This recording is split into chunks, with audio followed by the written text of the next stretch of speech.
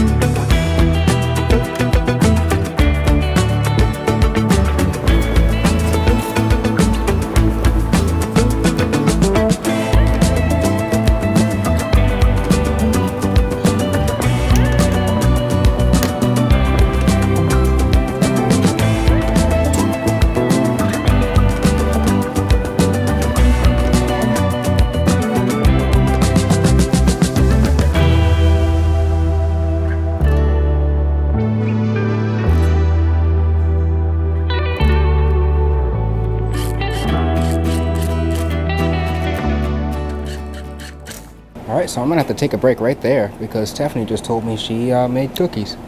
So I will be right back. So this is the solution that Stephanie came up with. 3D printed spacer. And then we went to the craft store and got this $1 sheet of foam. And it feels like the same stuff that's on the back side of this latch, the lock side.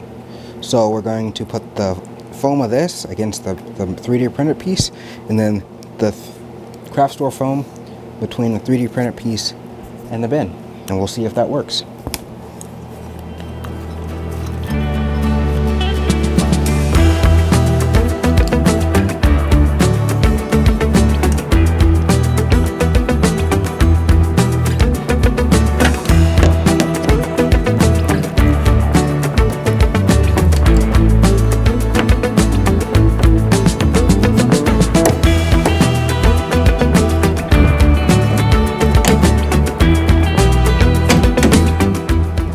Alright, that works. Alright, so that's going to be it for this video.